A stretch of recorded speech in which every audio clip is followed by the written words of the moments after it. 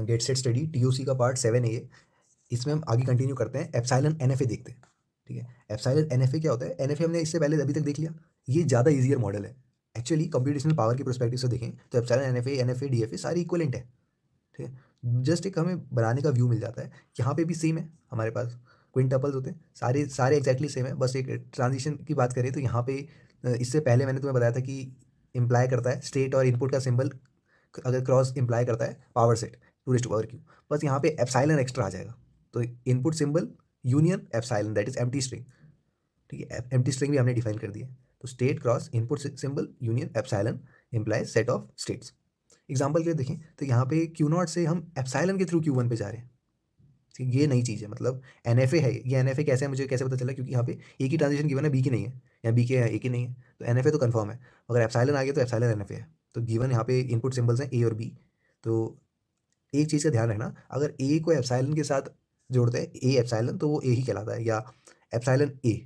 ठीक है, यानी वर्ड के आगे पीछे एप्सिलॉन लगाओगे तो कोई फर्क नहीं पड़ेगा वर्ड में, ये जस्ट लाइक मल्टीप्लाइंग में 1 है। ठीक है, तो ये एप्सिलॉन ट्रांजिशंस हो गए। अब इस पर्टिकुलर फिगर में देखो आउटपुट क्या आएगा। देख, अगर एक्सेप्टेशन की बात आए तो क्यू नॉट से तुम एप्सिलॉन के थ्रू Q1 पे यानी फाइनल स्टेट पे पहुंच सकते हो, तो epsilon is acceptable. Then A is also acceptable. कैसे? क्योंकि ए आया उसके बाद एप्सिलॉन आया, तो मैंने बताया ना ए एप्सिलॉन भी एक्सेप्टेबल, तो ए एप्सिलॉन ए ही कहलाता है।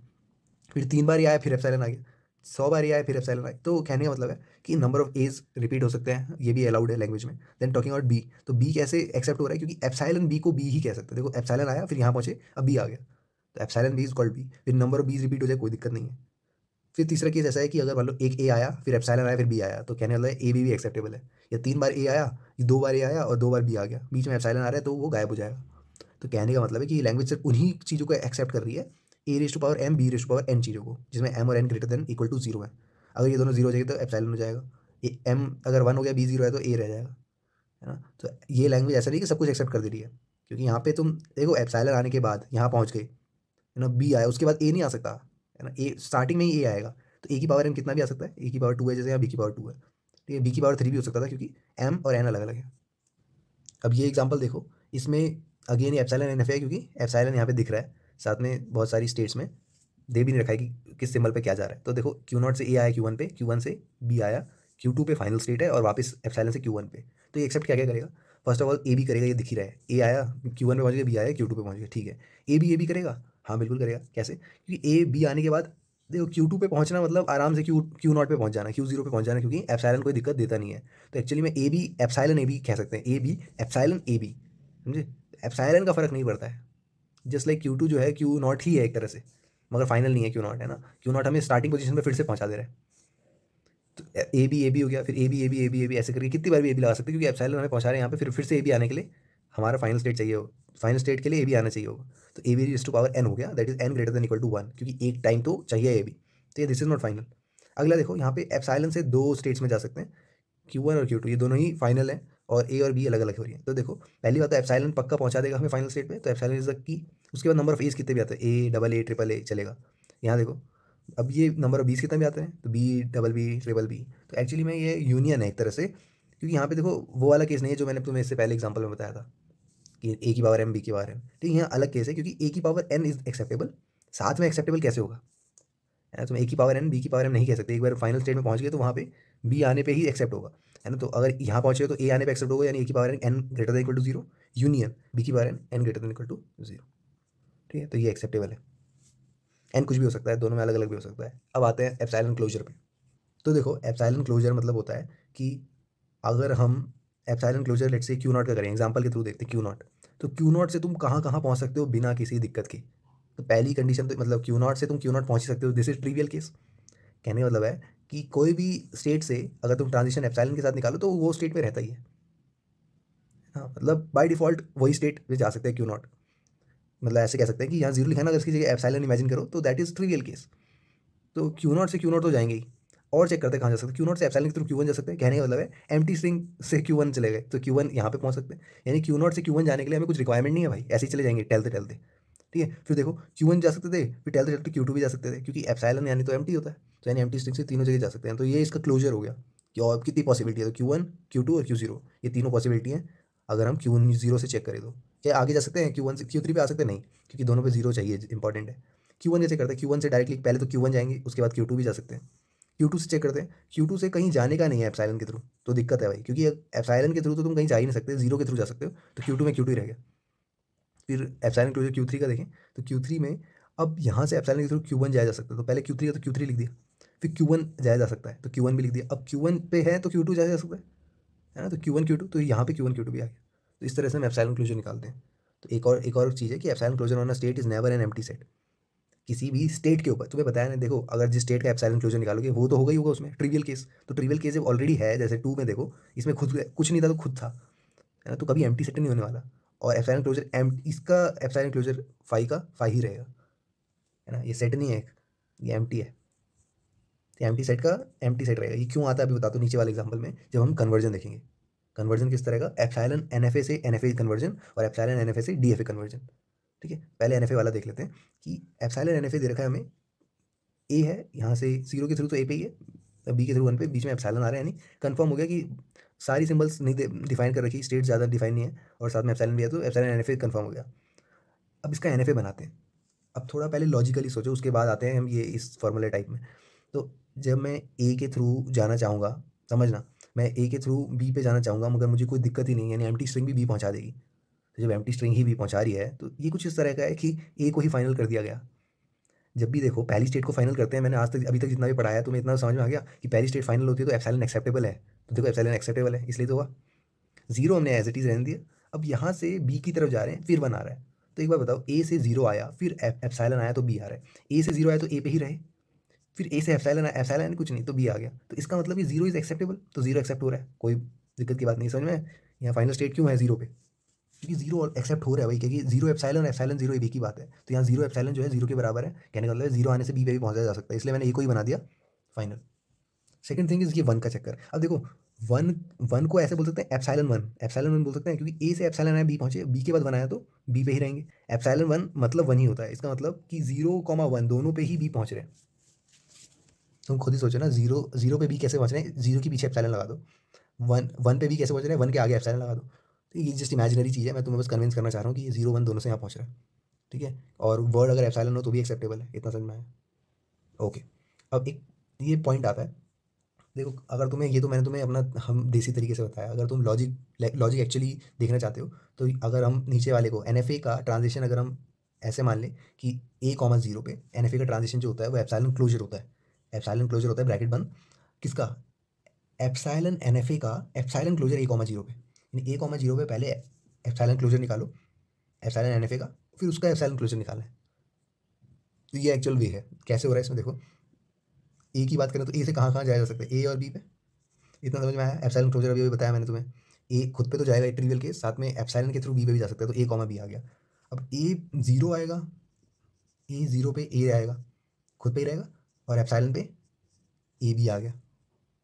मतलब समझे, जो ट्रांजिशन हो रखी हैं उसके थ्रू चेक करो कि ए जीरो पे ए ही रहेगा, एप्सिलॉन पे ए भी आएगा। कहने का मतलब है कि अगर हम सिर्फ ए का पर्टिकुलर निकालना चाहे तो वो ए कॉमा बी आ रहा है स्टेट्स में एप्सिलॉन क्लोजर, और बी का निकालना चाहें, बी का एप्सिलॉन क्लोजर क्या है कि जीरो से कहाँ जा रहा है फाइव। देखो हमें इसके बात का ये जीरो जीरो क्यों आ रहा है, क्योंकि यहाँ जीरो लिखा है। ठीक है, अभी हम जीरो के थ्रू देख रहे हैं, तो ए पे जीरो आया तो हमें समझ में आता है ए आ रहा है ना, और ए के एप्सिलॉन क्लोजर देखेंगे स्टेट्स कौन से हैं, तो ए खुद ही है और बी पे भी जा सकता है through epsilon. Talking about B, B क्योंकि जीरो पे कहीं नहीं जा रहा है तो फाइव होगा। ठीक है, अब फाइव पे एप्सिलॉन क्लोजर क्या होता है, अभी मैंने बताया ना थोड़ी देर पहले, ऊपर ही देखो ये एप्सिलॉन क्लोजर फाइव फाइव, इसलिए ये काम आया। अब इन दोनों का यूनियन कर देंगे तो एक चीज़ समझ में आएगी, ए बी आ रहा है, तो set of states, initial states final state, तो सेट ऑफ स्टेट मतलब कितनी स्टेट्स हैं वो सेम है, इनिशियल स्टेट सेम रहेगी जहाँ एरो लगाए, और फाइनल स्टेट में भी चेंज हो सकती है, तो फाइनल स्टेट चेंज हो सकती है। ये फॉर्मूला लगा सकते हो अगर तुम्हें ये वाला तरीका समझ नहीं आ रहा। एक्चुअली ये जो हम कर रहे हैं वो एट द कोर यही चीज़ को समझ रहा है, बस ये थोड़ा मैथमेटिकल हो जाता है। कंप्यूटर को तो यार, कंप्यूटर को ये कोड बना के दोगे तो वो कर लेगा आराम से, उसके लिए ईजी है। ठीक है, हम इंसानों के लिए मुश्किल हो सकता है। तो एक और एग्जांपल देख लेते हैं। तो यहाँ पे हमें दिख रहा है एप्सिलॉन दो तरह के। ठीक है, ये देखो, ये ऐसे तुम थंब रूल मत बना देना कि एप्सिलॉन की जगह जीरो कॉमा वन जितने भी सिंबल है वो लगा देने हैं। यहाँ इसलिए चल रहा है क्योंकि हमें Q1 पे वन का हमें बता रखा था कि वन के थ्रू Q1 पे पहुंच सकते हैं, तो एक तरह से देख रहे हो, जीरो एप्सिलॉन पहुंचा रहा है, एप्सिलॉन वन पहुंचा रहा है, इसलिए हमने जीरो कॉमा वन लगाया। धीरे धीरे समझते हैं कि Q नॉट से अगर जीरो आता है तो Q नॉट पे ही रहेंगे, Q नॉट से अगर जीरो एप्सिलॉन आता है तब Q1 पे पहुंच सकते हैं, इसका मतलब यहाँ पे भी पॉसिबल है। ओके, थर्ड थिंग इज सोचो कि क्यू नॉट से जीरो आ रहा है, मगर मैंने उसको पहले यूटिलाइज नहीं करा, पहले मैंने एप्सिलॉन को लेके यहाँ पहुँच गया, उसके बाद जीरो यूटिलाइज किया। तो इसका मतलब क्यू नॉट से डायरेक्टली क्यू टू भी पहुँचा जा सकता है थ्रू जीरो। जीरो एप्सिलॉन से तो हम क्यू वन पे पहुँचेंगे, एप्सिलॉन जीरो से हम क्यू टू पे पहुँच जाएंगे, वो बात एक ही है वो। ठीक है, तो ये this is also possible. Second thing कि वन पे क्या होगा, अब देखो अगर एप्सिलॉन वन बोलें, क्यू नॉट से फ्री में पहुँच गए क्यू वन पे, वन आ गया तो क्यू वन पे ही रह गए, तो दिस इज ऑल्सो एक्सेप्टेबल। तो क्यू वन से वन आ जाए, क्यू नॉट से क्यू वन आ जाए तो क्यू वन पे पहुँच जाएंगे। ठीक है, फिर बात आती है क्यू वन की। अब देखो क्यू वन से जीरो आ रहा है, ये तो क्वेश्चन में दे रखा है, पहुँचा दिया क्यू टू पे, Q two is the final state, finally रहने दिया। अब इसके बाद एप्सिलॉन आ रहा है, क्यू वन से जीरो आया और उसने क्यू टू पे पहुंचाया, फ्री में हम पहुंच गए क्यू वन पे दोबारा, क्योंकि जीरो के बाद एप्सिलॉन आ रहा है। समझ रहे हो क्या साइकिल बन रही है, क्यू वन से क्यू टू पहुंचे और क्यू टू से क्यू वन पहुंच गए एप्सिलॉन के थ्रू, तो zero is also acceptable. One तो था ही था, वन तो ऑलरेडी था, जीरो कैसा है समझ में आया, कि क्यू वन से क्यू टू पहुंच गए थ्रू एप्सिलॉन फ्री में जीरो के बाद, तो that is zero is also acceptable. तो ये था हमारा एन। अब देख लेते हैं एन को डी करना, सॉरी एन बोला मैंने, एप्सिलॉन एन। तो हमें छोटा सा एक पहले छोटा एग्जाम्पल लेते हैं कि ये दे रखा है। तो पहला काम क्या करना है इसमें, पहला काम है कि पहली स्टेट आंखें बंद करके नहीं लिख देनी ए। ठीक है, ये देख लो ए भी लिखा है। तो ये मैंने तुम्हें बताया कि डी जब हम करते थे एन से, तो हम स्टेट के नाम बड़े बड़े बना देते थे, है ना। तो उस चीज़ का ध्यान रखते हुए सबसे पहला काम है कि ए पकड़ना है, उसका एप्सिलॉन इंक्लूजन निकालना है। तो यहाँ तो देखो ए का एप्सिलॉन इंक्लूजन ए तो खुद ही आएगा, साथ में बी भी आ रहा है। तो अगर ऐसा है, यानी अगर यहाँ पे सी डी ये सारी स्टेट्स भी होती हैं, तो उसका एक पर्टिकुलर स्टेट बनाते। तो यहाँ ए भी हमने बनाया। अभी फाइनल कैसे करा वो बात में बताता हूँ। तो ये पहले ये चीज़ समझ में, ए भी हमने क्यों बनाया स्टेट, क्योंकि ए का एप्सिलॉन क्लोजर ए भी आ रहा है। अब बताओ कि ए आ रहा है तो हम इसी में रहेंगे, जीरो पे चेक कर लेते हैं। और बी आ रहा है तो बी पे जीरो के लिए कुछ दे नहीं रखा है, इसका मतलब फाइव है, तो जीरो ए यूनियन फाइव जो है ये यहीं पे रह जाएगा, तो जीरो आएगा तो यहीं पे रह जाएगा। अब एप्सिलॉन के बाद वन आता है, तो इसको मैसेज कह सकते हैं कि एप्सिलॉन को भूल ही जाओ, वन ही आ जाए। तो कहने का मतलब है वन आने पर हम यहाँ पहुँच रहे हैं, जीरो आने पर हमने इसी में रहे, तो जीरो के लिए डिफाइन हो गया स्टेट में, वन के लिए डिफाइन हो गया, बी पे आ गए। तो इसका मतलब इस पर्टिकुलर स्टेट पे दोनों सिंबल्स डिफाइन हो गए, तो डीएफए में सारे सिंबल्स डिफाइन होने चाहिए। अब बी पे आ गए, ये चीज़ समझ में वन क्यों आया, क्योंकि इससे पहले भी एग्जांपल मैंने दिखाया था, epsilon one is also one. अब बी पे वन आता रहेगा, कोई दिक्कत नहीं, मगर बी पे जीरो तो हमने डिफाइन किया ही नहीं ना। तो जीरो आने पे डेड स्टेट को फाइव स्टेट भी कहते हैं, यहाँ डी की जगह फाइव भी लगा सकते थे। बस आइडिया समझ में आना चाहिए कि अगर जीरो बी यहाँ पे जीरो आता है तो भाई साहब फिर दिक्कत है ना। अगर इस पर्टिकुलर स्टेट पे जीरो आ गया तो हम फंस गए, तो वे आउट नहीं होना चाहिए, इसलिए डेड स्टेट बना दिया और जीरो वन डाल दिया उसमें कि यहाँ फंसे रह गए। तो देखने में तो लग रहा है कि भाई ये तो सब कुछ एक्सेप्ट कर लेगा, मगर एक्चुअली में देखो कि ए से एप्सिलॉन आने पे बी पहुंच रहा है, इसलिए बी फाइनल हो रहा था, तो मैंने क्या करा, ए बी को ही फाइनल कर दिया। इसलिए करा क्योंकि ए बी को फाइनल कर, मतलब पहली स्टेट को अगर फाइनल कर दिया जाता है, क्योंकि स्टार्टिंग स्टेट को ही फाइनल कर देते हैं, तो वो एप्सिलॉन एक्सेप्ट करता है। तो वही तो कर रहा था ये ऊपर वाला, कि एप्सिलॉन एक्सेप्ट कर रहा था डायरेक्टली बी पे भेज के, तो हमने उसको इस फॉर्म में बना दिया। ये वाला एग्जांपल मैं तुम्हें समझाऊंगा, तुम्हें वादा करना है कि इसको समझने के बाद कॉपी में खुद से करके देखोगे। क्यू नॉट पे हमने पहले एप्सिलॉन क्लोजर लिया, पता चला कि ठीक है एप्सिलॉन से क्यू वन पे भी पहुंच रहे हैं, यानी दो स्टेट्स का बनेगा, तो क्यू नॉट क्यू वन हमने पहले बना दिया, स्टार्टिंग लगा दी यहाँ से। ठीक है, अब जीरो आया, अब तो थोड़ा जल्दी जल्दी करेंगे। अब देखो क्यू नॉट से जीरो आया, तो पहले तो क्यू नॉट पे ही रह सकता है, फिर क्यू वन पे जा सकते हैं, zero epsilon is also acceptable. ठीक है, अब क्यू वन पे आ सकता है तो क्यू टू पे भी जा सकता है, कैसे, क्योंकि जीरो एप्सिलॉन बोलो या एप्सिलॉन जीरो बोलो, बात एक ही होती है ना। तो ये मैंने पहले भी बताया तुम्हें कि तीनों ही एक्सेप्ट कर रहा है, इसका मतलब एक ऐसी स्टेट बनानी पड़ेगी जिसमें तीनों आते हो। अभी फाइनल वाला मत देखना, फाइनल वाले का तरीका ऐसा है कि जहाँ जहाँ पे क्यू टू आ रहा है उसको हम फाइनल कर दे रहे हैं, क्योंकि क्यू टू फाइनल था। ठीक है, क्यू नॉट से हम तीन जगह पहुँच सकते हैं, तो हमें तीन वाली जगह का स्टेट बनाना पड़ेगा फ्रॉम थ्रू जीरो। ठीक है, अब देखते हैं वन से कहाँ पहुँच सकते हैं, कहीं है ही नहीं, तो इसका मतलब हमने वन के थ्रू, अच्छा कहीं है नहीं क्या, एप्सिलॉन वन दे तो रखा है, एप्सिलॉन वन। ठीक है, तो दैट इज एक्सेप्टेबल, तो क्यू नॉट से क्यू वन पहुँचाया जा सकता है। ठीक है, क्यू नॉट से वन के थ्रू क्यू वन जाया जा सकता है, उसके अलावा कहीं जा सकते नहीं जा सकते। ठीक है, एरो फॉरवर्ड कहीं है नहीं इसके अलावा। ओके, अब हम एक एक करके चेक करते हैं। तो पहले हम इसके सारे ट्रांजेक्शन, देखो इसके हमने दोनों कर दिए, वन और जीरो के, इसके करें हम दोनों। तो पहले जीरो का देख लेते हैं, तो क्यू नॉट से जीरो आ रहा है तो सारे ही हो रहे हैं, तो क्यू बाकियों का क्या ही देखना। ठीक है, तीन ही स्टेट है और क्यू नॉट से जीरो आने पे सारी हो रही है, जिसका मतलब सेल्फ चला जाएगा, है ना, खुद को करेगा जीरो पे। अब वन आएगा तो, अब वन आने के लिए तुम्हें ऐसे देखना पड़ेगा कि क्यू नॉट से वन आ रहा है तो क्यू वन पे पहुंचा रहा है, फिर क्यू वन से वन आ रहा है तो क्यू वन पे ही रहने दे रहा है, और क्यू टू से वन आ रहा है तो यहाँ देखो क्यू टू पे रहने दे रहा है। इसका मतलब क्यू नॉट वन आने पे क्यू वन पे पहुंचा रहा है, क्यू वन बनाने पे क्यू वन पे ही पहुंचा रहा है, तो Q one Q two common आए, तो क्यू वन क्यू टू एक अलग से बनाना पड़ा, क्योंकि इसमें क्यू टू है दैट इज फाइनल स्टेट, तो इसको भी फाइनल कर देंगे। ठीक है, यहाँ तक समझ में आया। ओके, तो हमने इसके जीरो और वन दोनों डिफाइन कर दिया, अब नीचे के दोनों के करने हैं, तो एक एक करके करते हैं। पहले क्यू वन का करते हैं, क्यू वन पे वन आ रहा है तो वन पे ही रहेगा, अब तो समझ में आया। क्यू वन पे जीरो आ रहा है तो कहाँ जाएगा, क्यू टू पे जाएगा, है ना, मगर क्यू वन पे भी रहेगा, कैसे, क्योंकि मैंने अभी बताया तुम्हें, शायद इससे पहले ही बताया था कि क्यू वन पे जीरो आ रहा है तो ठीक है क्यू टू पे पहुंचा दिया, मगर जीरो के बाद एप्सिलॉन इज ऑल्सो करेक्ट, तो क्यू वन पे वापस आ सकता है, तो इसलिए Q one Q two state पे हम सक्सेसफुली पहुंच गए। अच्छा वो पहुंच गए, नहीं तो कोई दूसरी स्टेट होती तो फिर से बनानी पड़ती, तो यहाँ पहुंच गए। अब क्यू वन क्यू टू में क्या पता दूसरी स्टेट आए, देख लेते हैं।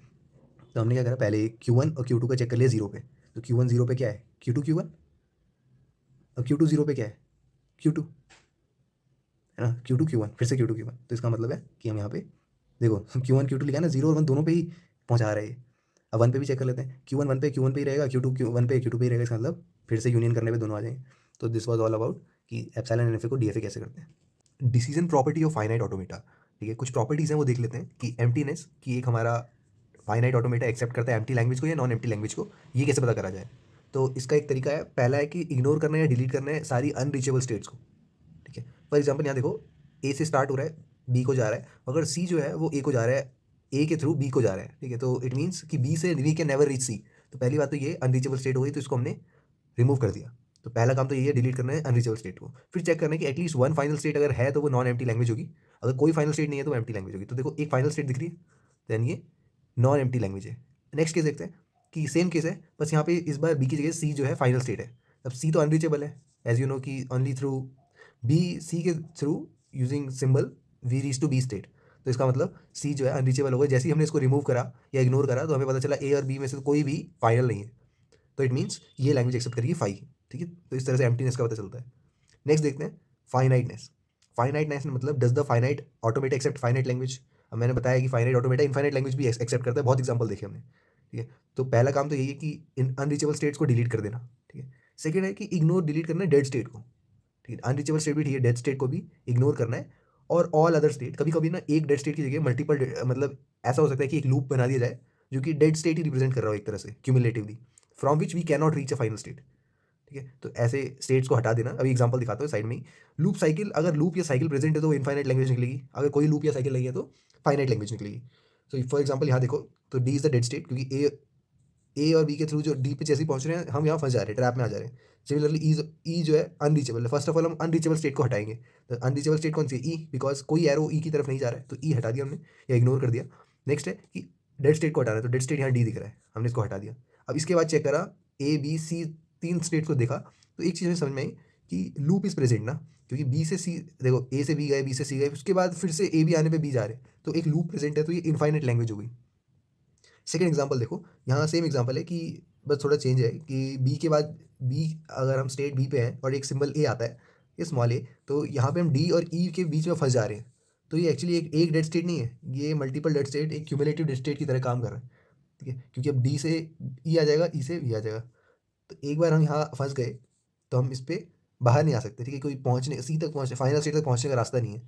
तो एक काम करेंगे, हम इसको इसको इग्नोर कर देंगे इन दोनों को, ठीक है। ये डी और ई में ही घूमता रह जाएगा। तो अब चेक करेंगे इस पर्टिकुलर केस को, तो अगर अगर सिंबल छोटा ये आता है तो बी पे आ जाएंगे, और छोटा भी आता है तो सी पे आ जाएंगे, या डायरेक्टली बी भी आता है तो सी पे आ जाएंगे। तो इसका मतलब क्या है कि कोई लूप प्रेजेंट नहीं है। यहाँ ध्यान से देखोगे तो दिख ही रहा है कि कोई लूप नहीं है। ये सी के थ्रू, सी से एक ही पास नहीं जा रहा, ठीक है। लूप बनना तब बनता, यहाँ से डायरेक्टली अगर सिर्फ सिंगल बी भी आ रहा है तो हम फाइनल स्टेट पे पहुंच रहे हैं। तो in this case this is the finite language. कि मेंबरशिप एक्सेप्टेंस क्या होता है कि अगर there exist, if there exist Q naught, यानी इनिशियल स्टेट से अगर हम वर्ड के थ्रू फाइनल स्टेट पे पहुंच जा रहे हैं, जो भी हमें वर्ड गिवन है, तो W is accepted by the machine, जो कि होता ही है, यही मेंबरशिप एक्सेप्टेंस टेस्ट है, ठीक है। तो ये जो एरो है इसको ट्रांजिशन पाथ कहते हैं, हम पहले भी बात कर चुके हैं। नेक्स्ट बस इतना ही था। नेक्स्ट आते हैं equality of M1 and M2, two machines की equality. Let's say two machines हैं, अब ये दोनों इक्वल कब कहलाएंगी, इसका मेथड है अभी अगले पेज पे दिखाऊंगा। तो M1 इक्वल टू M2, दो machines equal if and only if कि language accepted by machine one, ठीक है, ये लिखा है language accepted by machine one equal to language accepted by machine two, ठीक है। दो अलग अलग दिखने में डिफरेंट मशीन है मगर दोनों कॉफ़ी बना रही है, तो आंसर इसका मतलब है कि इक्वालिटी प्रेजेंट है। कॉफ़ी बनाए मतलब कि आउटपुट जो है वो सेम प्रोड्यूस कर रही है, ऐसे भी कह सकते हैं कि सेम स्ट्रिंग्स को एक्सेप्ट कर रही है, और जो नहीं कर रही मतलब एग्जैक्टली सब में सेम है, ठीक है, आउटपुट के मामले में। तो language accepted by machine one, तो ये इक्वालिटी होगी on the basis of language. तो अब equality on the basis of isomorphism, इसमें क्या है कि देखो एग्जैक्टली मैंने सेम दो फिगर बनाई है, दो एफ एस बनाए, सॉरी फाइनाइट ऑटोमेटा बनाए, और यहाँ पे Q naught Q one Q two कर दिया, या Q two Q naught Q three कर दिया। क्या करें, जस्ट हमने चेंज कर दिया स्टेट्स के नेम। तो स्टेट्स के नेम चेंज करने से कोई लैंग्वेज, जो मशीन जो लैंग्वेज आउटपुट करेगी, एक्सेप्ट करेगी, उसमें तो कोई बदलाव नहीं आने वाला है ना। साथ में नंबर ऑफ स्टेट्स भी सेम ही है, तो यहाँ लिखा है ना कि नंबर ऑफ स्टेट्स सेम है, ठीक है। और language accepted by machine one, language accepted by machine two same है, क्योंकि स्टेट का नाम चेंज करने से क्या होता है, बाकी सारी जिस पे भी ट्रांजेक्शन हो रहे हैं सारे सेम लग रहे हैं, तो लैंग्वेज सेम है। मगर अगर हम क्विंटपल के परस्पेक्टिव से देखें, तो क्योंकि स्टेट्स देखो Q naught Q one Q two Q two Q Q naught Q three, ठीक है, ये अलग अलग है नाम नॉमेनक्लेचर में, या फिर हम ट्रांजिशंस के थ्रू देखें तो transition on machine one not equal to transition machine two, तो ये इस पर्टिकुलर वे में इक्वल नहीं है। मगर अदर वे में अगर हम इक्वालिटी उसकी बात करें, इक्वालिटी की, मशीन लैंग्वेज एक्सेप्ट जो कर रही है, तो उस केस में इक्वल है, तो आइसोमॉर्फिज्म कहलाता है। तो अभी इससे पहले मैंने तुम्हें दिखाया कि equality of to machines M1 M2, अब वही केस मैंने यहाँ ले लिया, बस यहाँ पे वहाँ पे Q0 Q1 लेके करा था, या ए भी लेके कर दिया कि समझने में सिंपल हो। ठीक है, तो करना क्या होता है कि कैसे हम टेस्ट करें कि दो फाइनाइट ऑटोमेटा इक्वल है भी या नहीं। इक्वल है भी या नहीं मतलब मैं बाय डिफॉल्ट उसकी बात कर रहा हूँ कि लैंग्वेज एक्सेप्टेड बाय बोथ जो है वो सेम है कि नहीं। ठीक है, तो हम क्या करेंगे, यहाँ दोनों के ट्रांजिशंस लिखेंगे ऐसे करके, एक टेबल बनाएंगे, सिंबल्स लिखेंगे ऊपर और नीचे लिखेंगे, देखो कैसे लिख रहे हैं देखना। सबसे पहले मैंने ए लिख दिया, ए इज द फाइनल स्टेट, तो यहाँ से भी एक फाइनल स्टेट पकड़ लो सी। अगर यहाँ और कोई फाइनल स्टेट होता तो वो भी लिखते हैं, मगर डी यहाँ पे फाइनल स्टेट है, तो इसके चक्कर में ए फिर से लिखना पड़ गया, क्योंकि पेयरिंग जो होगी वो फाइनल फाइनल स्टेट की होगी और नॉन फाइनल की होगी। ठीक है, तो बचा गया बी बचा और ई बचा, तो बी और ई को यहाँ लिख दिया। ठीक है, दोनों ही नॉन फाइनल है। अब क्या करेंगे कि अगर हमारा, जैसे मैं ए के थ्रू जाऊँ, ए के थ्रू स्मॉल ए आने पे, अगर सिंबल स्मॉल ए है तो हम ए से ए पे ही रहेंगे, तो यहाँ ए लिख दिया। और अब सी से चेक करो, ए से डी पे चले जाएंगे, तो यहाँ डी लिख दिया। तो क्या ए फाइनल स्टेट है? हाँ फाइनल है। क्या डी फाइनल है? हाँ फाइनल है। तो अगर फाइनल फाइनल है तो सही है। कहने का मतलब है कि फाइनल फाइनल जब तक होगा तब तक ठीक रहेगा, अगर फाइनल नॉन फाइनल या नॉन फाइनल फाइनल होता है तो हम कह देंगे कि भाई ये दोनों इक्वल है ही नहीं। ठीक है, अब बी के थ्रू देखो, ए से हम चले गए यहाँ पे स्टेट बी पे और यहाँ पे ई पे, तो डी ई जो है दोनों ही नॉन फाइनल हैं। ठीक है, तो दिस इज ऑल्सो करेक्ट। ए का हमने बता रखा है ए पे ही रहेगा, डी का देखते हैं, डी से कहाँ जाएगा? डी पे ही रहेगा, तो ए डी फिर से, क्योंकि दोनों ही फाइनल है। अब स्मॉल बी पे देखो, ए से स्मॉल बी पे कहाँ आएगा? बी पे ही रहेगा, और डी से कहाँ जाएगा? ई पे जाएगा, तो बी ई, ये भी ठीक है, दोनों ही नॉन फाइनल है।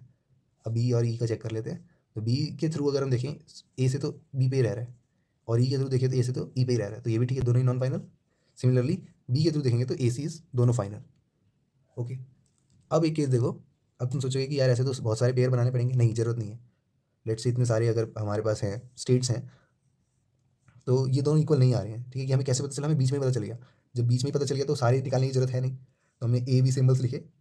स्टार्ट हमेशा करना है फाइनल फाइनल से, तो ए ई से फाइनल फाइनल से स्टार्ट करा। अब स्मॉल ए आने पे ए पे ही रहता है, ठीक है, और यहाँ देखो ई पे ही रहता है, तो ए ई से ए ई, यानी ये दोनों दोनों फाइनल हैं, तो सही बात है।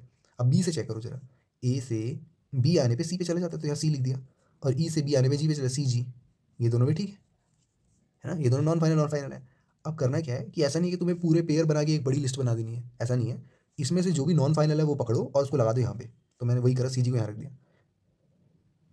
ठीक है, तो हमने जैसे सी जी यहाँ रखा, अब हम चेक करा, सी से ए आने पे डी पहुँच रहे हैं तो ये डी लिख दिया, जी से ए आने पे एफ पहुँच रहे हैं तो हमने ये लिख दिया, ये भी ठीक हो गया क्योंकि दोनों ही नॉन फाइनल है। मगर अब चेक करो जरा, बी से सी से बी आने पे हम पहुँच रहे हैं कहाँ पे? ए पे, तो ए लिख दिया। अब जी से ए आने पे हम पहुँच रहे हैं कहाँ पे? सॉरी, बी आने पे पहुँच रहे हैं हम एच पे, तो एच तो नॉन फाइनल है और ए फाइनल था। ठीक है, तो इसका मतलब these are not equal, output equal ही नहीं आ सकता इससे। ठीक है, मान लो ये भी करेक्ट होता तो हम क्या करते? इनमें से नॉन फाइनल वाला कोई पकड़ते, जैसे डी एफ जो है दोनों नॉन फाइनल, तो नेक्स्ट मैं डी एफ के बारे में सर्च करता। ठीक है, अगर सब कुछ इक्वल आ रहा है तभी हम इसको कहते हैं कि ये लैंग्वेज इक्वल है इन दोनों की। हो क्लियर हुआ होगा? Thank you.